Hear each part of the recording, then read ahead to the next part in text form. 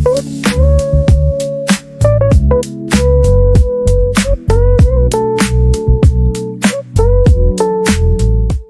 us learn how to use determinant method to solve simultaneous equations of two unknowns. Determinant method is also called the Cramer's rule. And now let us analyze it for two unknowns. Now, in our previous video, we have let's say a1 x plus b2x, yeah, or b1y is equals to d1. Okay, and we have a2x plus b2y is equals to d2. And to solve this now, we add that we'll say a1 b1 a2 b2, okay, multiplied by the unknown x and y is equals to d1 d2. So our x and y, that's for inverse method, is equals to the inverse of a1 b1 a2 b2, and we multiply by the constant d1 d2. So we can see that the approach we are using for Cramer's rule now is different from inverse method. So this is for inverse method. Now let's go back to Cramer's rule. Now to evaluate a, x and y, we are going to be using determinants. So to evaluate x now, the first thing we even notice, we notice that this one is a1x plus b1y is equals to d1. But here, this d1 is now here, is on the left hand side. So we can say that this is equals to 0, okay, but here is equals to the constant. So that aside, now let's focus on using Cramer's rule for 2 by 2 unknowns. a1x plus b1y plus d1 is equals to 0, and a2x plus b2y plus d2 is equals to 0. Now we are looking at this now. X minus y is equals to 1, and below it we have determinants of various forms. Now the question is, how do we arrive at this? We call it determinant method because what we are basically doing is to evaluate determinants and determinants. Now to evaluate determinant of x, we want to evaluate x now. Okay, x divided by determinant. How do we come about this? X is here, so what is left is what? b1 d1 b2 d2. That's for x divided by the determinant of x. And for y now, so we cross out y, and what is left is a1 d1 a2 and d2. Interesting.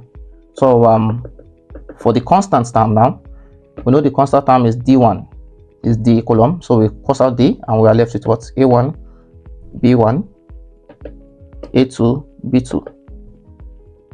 Now with that done being said, now if we want to evaluate x now,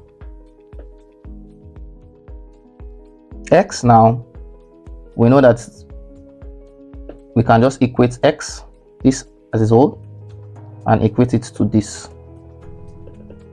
So x divided by determinant of b1 d1 b2 d2 is equals to 1 divided by determinant of a1 b1 a2 b2.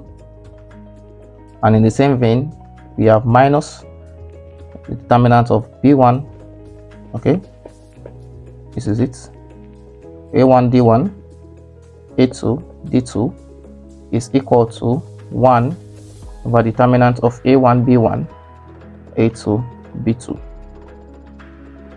So with that being said, now we know that this is a constant 1, and these are given in the question, a1 b1 a2 b2. So we can easily evaluate the determinant of this, and we evaluate for x when we cross multiply. And in the same vein, we do the same thing here, and then we notice something different about y. This is positive x and this is negative y. Now, if you recall in our videos of place signs or cofactors, all right, where we have plus, minus, plus, all right, negative, positive, negative. Now, the first two that comes on is what? Positive and negative. That is why we're having positive and negative. All right, so to reduce the expressions here so far, we will now say that we call the determinant of this, we say that it is equal to delta 1. So let's say b1 d1 b2 d2 is equals to delta 1, and we call the determinant of the one beneath y a1 d1 a2 d2 as delta 2, and then we call the determinant under the term 1 as delta 0, and that's the determinant of the coefficient of the questions. a1 b1 a2 b2 is equals to delta 0. So we can now rewrite this expression here and say that we have x. So this is the basis of what we'll be using to solve determinant method, to solve simultaneous equations of two unknowns using determinant method. So this will be x divided by delta 1 is equals to minus 1 divided by delta 2 is equals to 1 over delta naught. So let's take some questions on this to establish understanding. So let's begin with this. Question 1. 5x plus 2y plus 19, okay, is equals to 0. 3x plus 4y plus 17 is equals to 0. Now we will compare this to what? a1x plus b1x b1y is equals dy plus d1 is equals to 0, and we will compare it also to a2x plus b2y plus d2 is equals to 0. Now with that being said, now we know that a1 is equals to 5, b1 is equals to 2, d1 is equals to 19, a2 is equals to 3, b2 is equals to 4, d2 is equals to what? 17. Now, and also we know that x divided by delta 1 is equals to minus y divided by delta 2, which is equals to 1 over delta naught. And what is delta 1? So let's just evaluate all these. Naught, 1, delta 1, and delta 0. So let's start with delta 0. Delta 0 is when we cover the constants, and we'll be left with 5, 2, 3, 4. So we have 5, 2, 3, and 4. And solving the determinant of this will result into 14. Now the same thing with, let's start with now delta 1. That means we are covering x, and we'll be left with what? 2, 19, 4, 17. All right, you can see how fast this is. 2, 19, 4, and what? 17. And when we solve this, we are going to evaluate that our determinant of delta 1 is equal to minus 42. And finally, delta 3. No, delta 2. That's for the coefficient of y. We block it out. Right, we block it out, and we'll be left with 5, 19, 3, and 17. 5, 19, 3, and 17. And when we evaluate the determinant of this, we will have 28. Now let us now solve the values of x and y. Now we know now that x over delta 1 is equals to minus y over delta 2, which is equals to 1 over delta naught. Therefore I can now say that x over delta 1 is equals to 1 over delta naught.